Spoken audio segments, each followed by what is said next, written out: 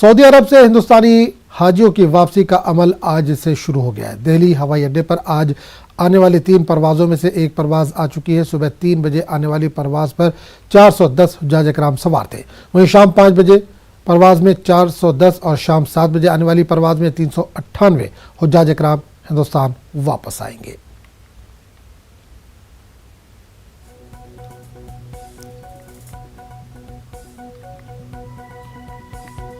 तो सऊदी अरब से हिंदुस्तानी हाजियों की वापसी का अमल शुरू हो चुका है।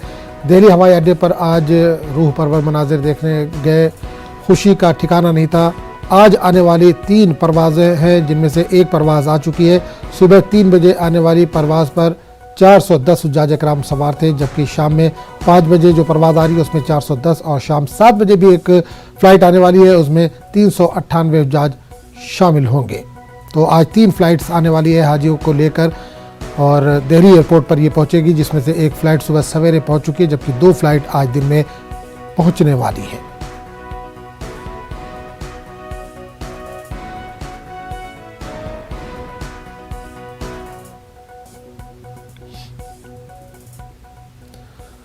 आगे बढ़ेंगे, उधर कश्मीर में भी हुज्जाज इकराम की वापसी का सिलसिला आज से शुरू हो चुका है। आज श्रीनगर बैनुल-अक़वामी एयरपोर्ट पर हुज्जाज इकराम की पहली परवाज़ पहुंची। हुज्जाज इकराम का वालियाना इस्तकबाल किया गया। इन्होंने हज मुकम्मल होने पर खुशी का इज़हार किया। वतन अजीज़ कश्मीर और कश्मीरी पंडितों की कश्मीर वापसी और कश्मीर में अमन व अमा की बहाली के लिए इन्होंने खुसूसी दुआएं मांगी। इन्होंने इंतजामात को लेकर भी इत्मीनान का इज़हार किया, ताहम कुछ हुज्जाज इकराम ने नाराज़गी का भी इज़हार किया। इन्होंने कहा कि जिस तरह की रकम ली गई थी उस लिहाज से इंतजामात नहीं थे। आपको बता दें कि आज से 2 अगस्त तक हुज्जाज इकराम की परवाज़ आती रहेंगी।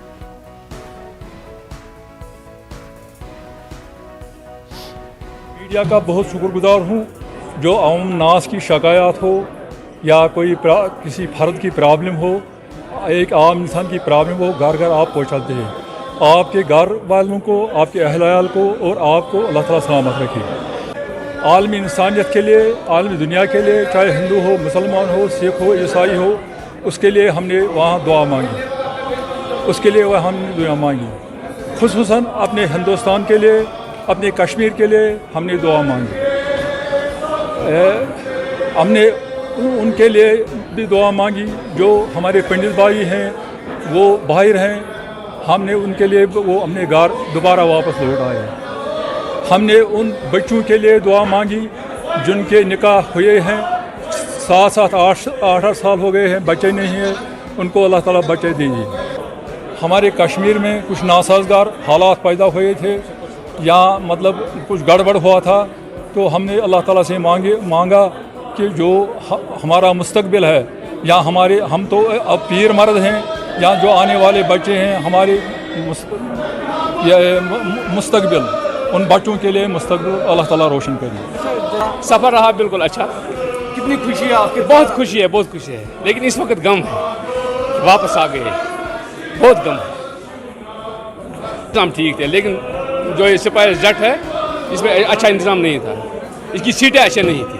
शुक्र शुक्र रबस कुन लाख लाख शुक्र सजामान कतन कूचा खुशी से फाइनली आयु तुम कम अंजाम सठा सठा बेजाक बनोत वाला खास कर रब हस्ता कबूलियत बेय साजन बचत करुन सानन हकन हम सायन अहमावन रिश्तेदारन सानन सामदन तमाम मुसलमानन यह दरबार तल यून ये कबूलियत कर बे कर कबूलियत कूता इंतजाम क्यों सठा सठा असल शुक्र रबस कुन लाख लाख शुक्र सोरे बहुत मोट कुन ठीक, मगर ये हज कमेटी थोड़ा बहुत डिले करान क्या मदीना पाकस मज तत इंतजाम कहें, हर कुन फैसिलिटी कि खेनुक चनुक टोटल कहें। मतलब अगर पोस बे नी मगर तत तिमन 10 दोन आसन होटल्स पे इंतजाम। हुज्जाज इकराम की पहली परवाज़ श्रीनगर एयरपोर्ट पहुंची। उन्होंने काफ़ी खुशी का इजहार किया। उन्होंने कहा कि कश्मीर और मुल्क के लिए उन्होंने खुसूसी दुआ की और ख़ासकर जो कश्मीरी पंडितों की वापसी के लिए उनके लिए भी दुआ की। उन्होंने इंतजामात को लेकर भी खुशी का इजहार किया। ताहम कुछ ऐसे भी हुज्जाज थे जिनका कहना था कि इंतजामात को बेहतर करने की ज़रूरत है। यहाँ पर काफ़ी लोग आए थे हुज्जाज का इस्तकबाल करने के लिए। हुज्जाज का कहना था कि इंतजामात को बेहतर करने की ज़रूरत है। हम आपको बता दें, आज से जो हुज्जाज इकराम उनकी वापसी का सिलसिला वो शुरू हो चुका है। आज पहली परवाज़ आई है और 2 अगस्त तक ये सिलसिला जारी रहेगा और 2 अगस्त तक जो हुजाज है वो वापस आते रहेंगे, उनकी परवाज़ वापस आती रहेगी। न्यूज़ 18 नेटवर्क के लिए श्रीनगर एयरपोर्ट से मैं आबिद हुसैन। तो नाज़रीन, सऊदी अरब से हिंदुस्तानी हाजियों की वापसी का अमल लगातार जारी है। दिल्ली हवाई अड्डे पर भी आज एक परवाज़ पहुंची। हालांकि आज 3 परवाज़ आने वाली है, लेकिन सुबह एक फ़्लाइट आ चुकी है। इस पूरे मामले पर बात करेंगे अपने नुमाइंदे खुर्रम शहजाद से, जो इस वक्त हमारे साथ जुड़े। खुर्रम, हाजियों को लेकर परवाज़ें वापस आनी शुरू हो गई है। दिल्ली में आज 3 परवाज़ आने वाली थी, पहली फ़्लाइट आ चुकी है। किस तरह का मंजर एयरपोर्ट पर देखने को मिला? देखिए आजम, जब भी आज़मीन हज और हाजी बनकर सऊदी अरब से लौटते हैं तो बड़े जज्बाती मनाजिर होते हैं। पहले से ही सैकड़ों की तादाद में दिल्ली एयरपोर्ट पर जो तमाम रिश्तेदार हैं, अकरबा हैं, वो पहुंच गए थे। और जब हाजी एयरपोर्ट से बाहर आए तो उस वक्त बड़ा जज्बाती मंजर देखने को मिला। एक दूसरे से गले मिल रहे थे, मुबारकबाद दे रहे थे और अल्लाह का शुक्र अदा कर रहे थे। ये तमाम मनाजिर वहां पर देखने को मिले और ये भी बात कर रहे थे कि अब क्योंकि हज का अमल पूरा हो गया तो उसका उनकी जिंदगी पर असर पड़ने वाला है और किस तरीके से वो आगे की पूरी जिंदगी गुजारने वाले हैं। ये तमाम बातें जो है आज़मीन हज और उनके रिश्तेदारों की आंखों में जिस तरह से खुशी के आंसू थे, वो तमाम चीजें और वो जज्बात आज देखने को मिले। आज एक फ्लाइट सुबह में तकरीबन 3:50 पर आई है, जिसमें दिल्ली के 136 हाजी थे और उत्तर प्रदेश के 269, हरियाणा के 3 और जम्मू कश्मीर के 2 हाजी थे। इसके अलावा शाम को 5:20 पर एक फ्लाइट आने वाली है, जिसमें दिल्ली, राजस्थान, उत्तराखंड, उत्तर प्रदेश के हाजी आने वाले हैं। और आज ही एक तीसरी फ्लाइट आने वाली है जो 7:20 पर दिल्ली पहुंचेगी, जिसमें दिल्ली के हाजी हैं 156 हाजी हैं और उत्तर प्रदेश के 242 हाजी हैं। तो कुल मिलाकर आज तकरीबन 1200 से ज्यादा जो हाजी हैं वो दिल्ली पहुंचने वाले हैं, जिसमें से 410 हाजी जो पहले ही पहुंच चुके हैं। ये तमाम मनाजिर जो हैं वो देखने को मिले हैं और ये सिलसिला 28 जुलाई तक जारी रहने वाला है।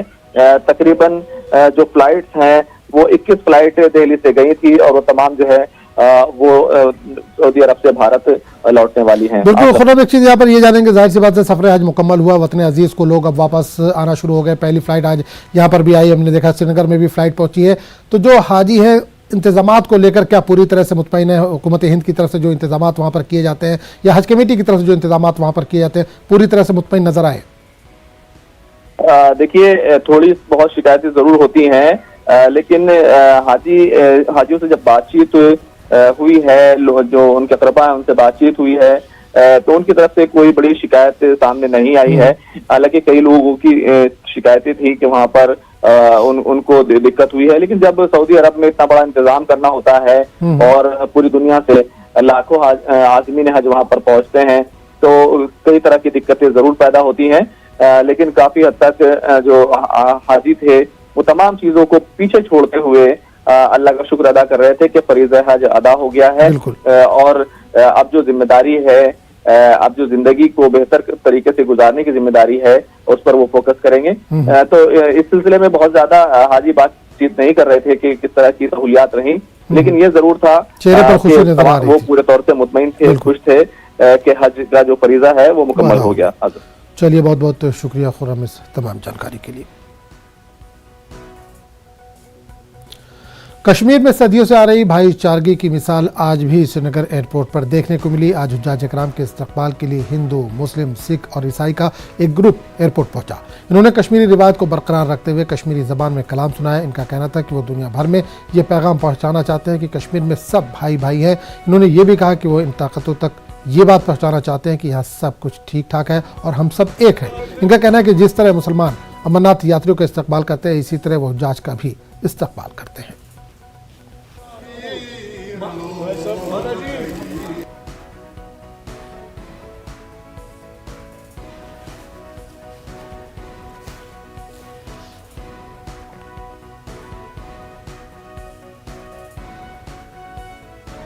मैसेज यही है कि मैं आज सुबह एयरपोर्ट पहुंचा, यहाँ पर हिंदू मुस्लिम सिख ईसाई जैसे आप देखते हो और वेलकम कर रहे हैं हाजियों का जो आज पहला जता खाने काब से यहाँ पर पहुंच गया है और इस तहे दिल से हम इस्तकबाल कर रहे हैं इसको।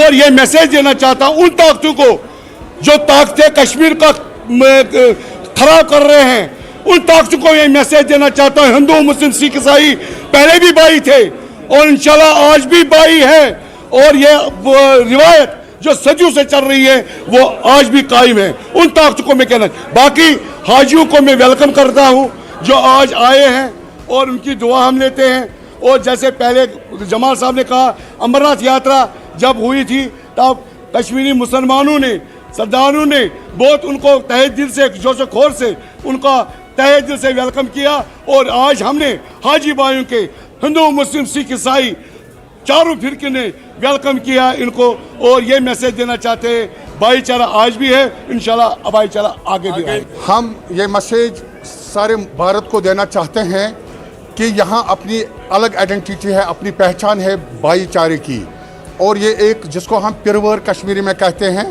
उसका बोलबाला हमेशा रहेगा और था भी।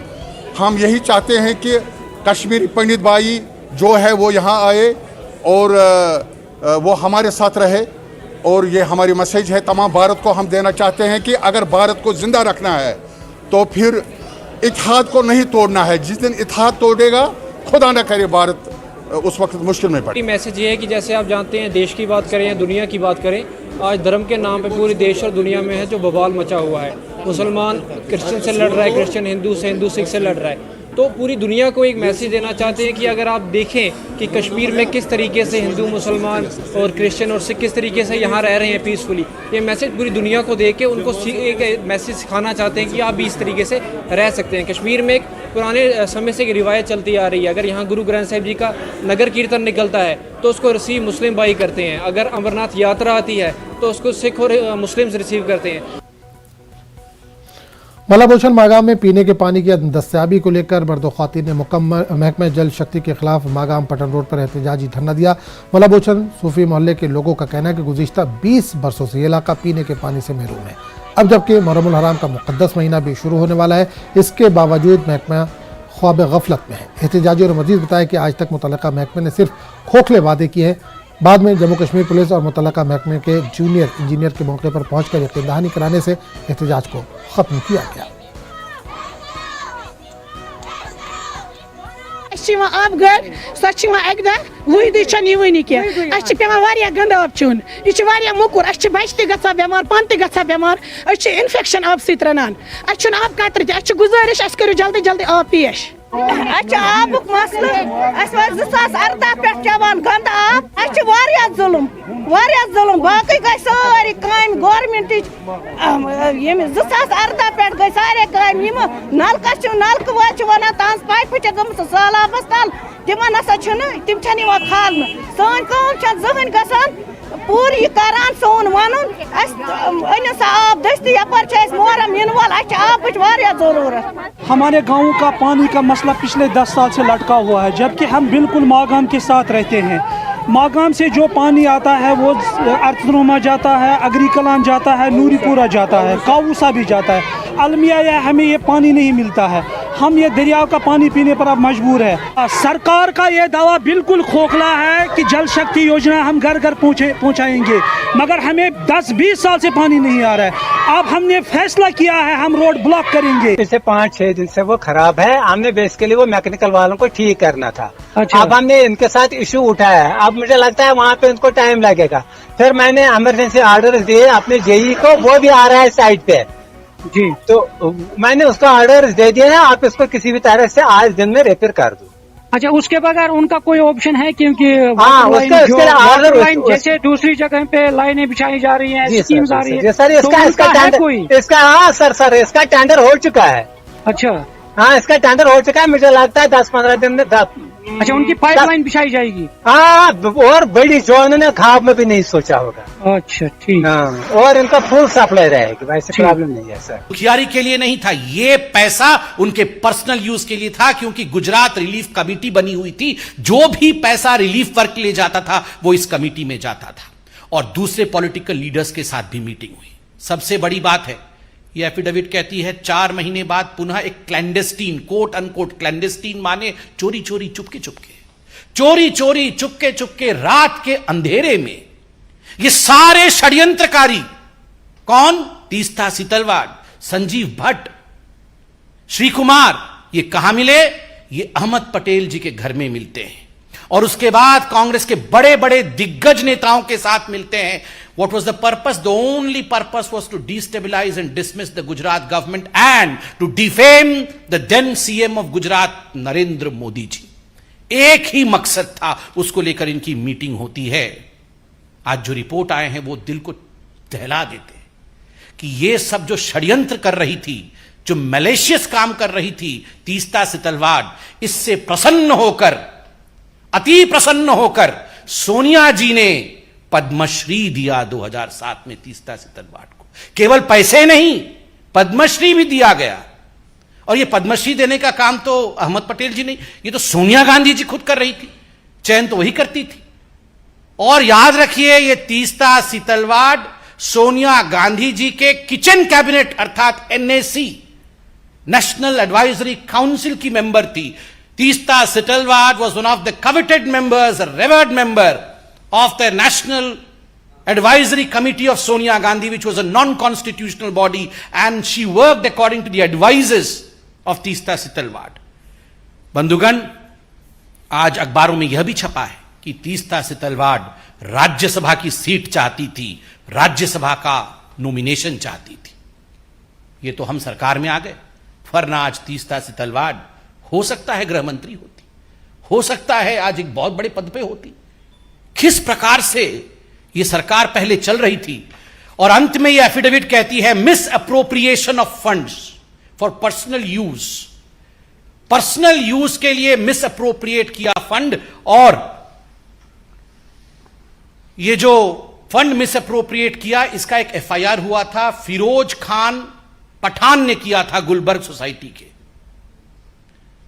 गुलबर्ग सोसाइटी के खुद फिरोज खान पठान ने किया था कि पैसा तो हमारे नाम पे इकट्ठा किया, म्यूजियम बनाएंगे ऐसा कहा, किंतु ये सारे पैसे आपने खर्च किए अपने ऊपर। और मैं आज एक मोटा सा दस्तावेज लेके आया हूं। ये जो दस्तावेज है, ये बीजेपी का दस्तावेज नहीं, ये हाई कोर्ट ऑफ गुजरात का जजमेंट है। आप सोचिए जरा, सुनिए जरा, मैं पढ़ता हूं। द डाटा रिसीव्ड में आप तो बीजेपी लीडर संबित पात्रा इस वक्त प्रेस कॉन्फ्रेंस कर रहे थे। प्रोग्राम में आगे बढ़ेंगे। मध्य प्रदेश में 2 मरहले में हुए पंचायत इंतखाबात के पहले मरहले की वोटों की गिनती कल होगी। पहले मरहले में सूबे के 133 बलदियाती इदारों के लिए वोट डाले गए थे, जिनमें 11 नगर निगम, 36 नगर पालिका और 86 नगर परिषद शामिल है। वोटों की गिनती का काम कल सुबह 7 बजे से सख्त हिफाजती इंतजामात के बीच होगा। पहले मरहले में 61% वोटिंग दर्ज की गई थी, जिसमें से ज्यादा 83.7% वोटिंग रतलाम में और सबसे कम 51% वोटिंग भोपाल में दर्ज की गई थी। राजधानी भोपाल में मेयर के साथ 85 वार्ड काउंसलर के लिए भी वोटों की गिनती होगी। भोपाल के कदीम जेल को स्ट्रांग रूम बनाया गया, जहां वोटों की गिनती का अमल मुकम्मल किया जाएगा। स्टेट इलेक्शन कमीशन ने वोटों की गिनती के लिए पुख्ता सिक्योरिटी इंतजाम किए हैं।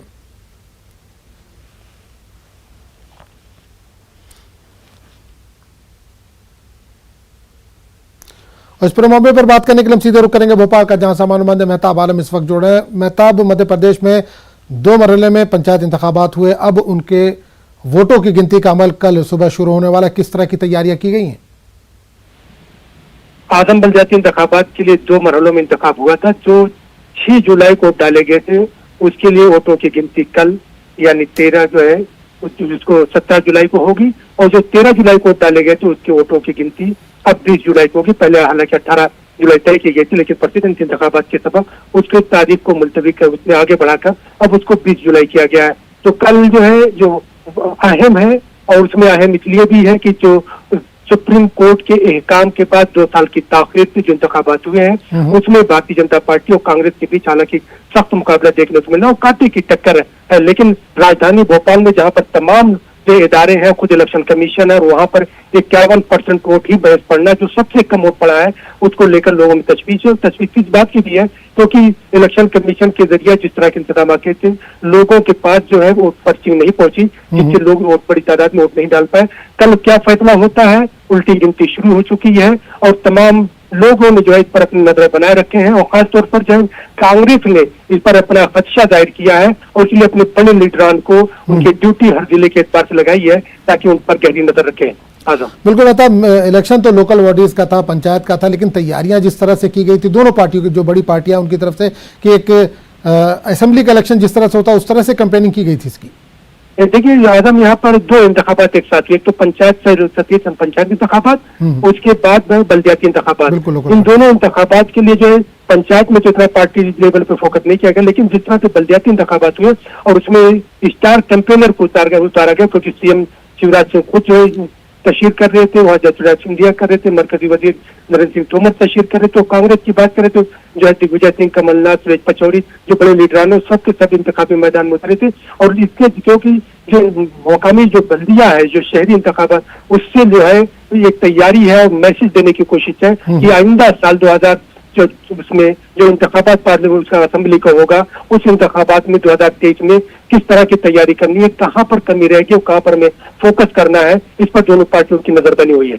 चलिए मेहता, बहुत बहुत शुक्रिया इस तमाम जानकारी के लिए। तो इस वक्त बड़ी खबर आ रही है दिल्ली से। दिल्ली के जहांगीरपुरी में फायरिंग का मामला, 4 नाबालिग लड़कों की हुई है गिरफ्तारी। 307 IPC के तहत मुकदमा दर्ज कर लिया गया। नाबालिग मुलजिमीन के इल्जाम, 7 महीने कबल नाबालिग के वालिद को किया गया था जब्त। 15 जुलाई का है वाकया। बड़ी खबर इस वक्त दिल्ली के जहांगीरपुरी से आ रही है, जहां पर फायरिंग का मामला, 4 नाबालिग लड़कों की हुई गिरफ्तारी। 307 IPC के तहत मुकदमा दर्ज कर लिया गया। नाबालिग मुलजिमीन के इल्जाम, 7 महीने कबल नाबालिग के वालिद को किया गया था जब्त।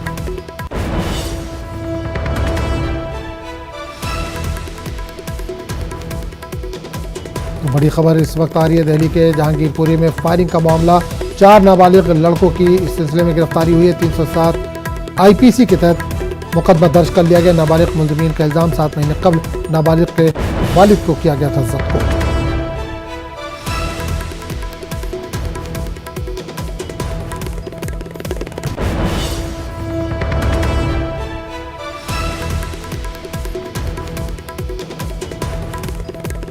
तो इस वक्त बड़ी खबर दिल्ली से आ रही है, जहां जहांगीरपुरी में फायरिंग का मामला, 4 नाबालिग लड़कों की हुई है गिरफ्तारी। 307 IPC के तहत मुकदमा दर्ज कर लिया गया। नाबालिग मुलजिमीन का इल्जाम, 7 महीने कबल नाबालिग के वालिद को किया गया था जब्त।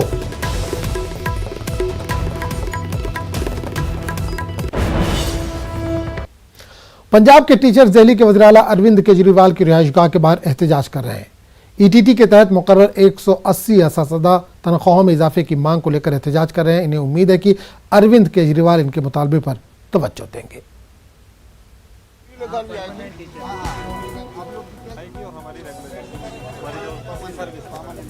पंजाब के 180 ETT टीचर्स आज दिल्ली के मुख्यमंत्री अरविंद केजरीवाल के निवास स्थान पर आप पहुंचे हैं। आप देख सकते हैं कि तमाम जो टीचर्स हैं इसमें महिलाएं हैं, पुरुष हैं, और तमाम टीचर्स यहां पर आज दिल्ली के मुख्यमंत्री अरविंद केजरीवाल के निवास स्थान के बाहर धरना प्रदर्शन करने के लिए पहुंचे हैं। साफ तौर पे इनकी जो मांगे हैं आप देख सकते हैं कि सामने बैनर्स लेकर खड़े हैं और इनका साफ तौर पे कहना है कि पंजाब के शिक्षा विभाग में पक्के रेगुलर 180 ETT अध्यापकों के साथ गैर कानूनी जो धक्का हो रहा है उसको बंद किया जाए।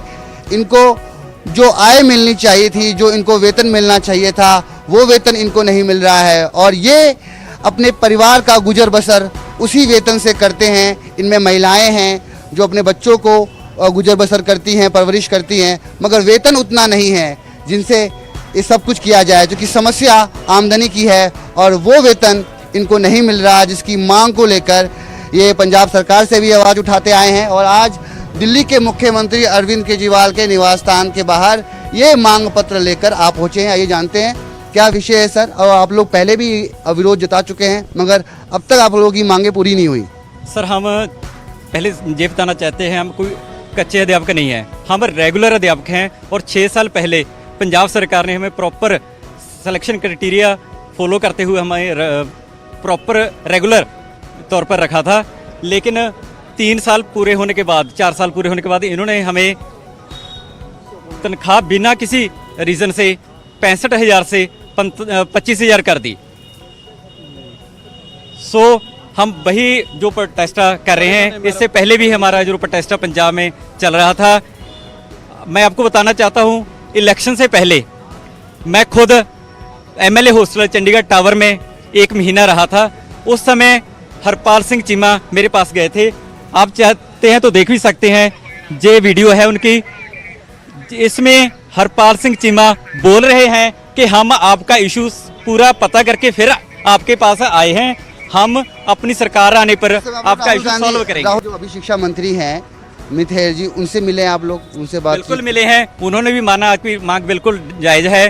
तो उन्होंने माना था 2 दिन में हल कर देंगे, 3 दिन में हल कर देंगे, लेकिन जब हल नहीं हुआ तब हमें मजबूरन बस यहाँ पे आना पड़ा। अपनी मांग CM हाउस पर भी कई बार लेके जा चुके हैं, भगवंत मान साहब के पास, पर हमें बाहर ही टाल दिया जाता है। आपको कल मिला देंगे, आपको परसों मिला देंगे। कम से कम हम 10 बार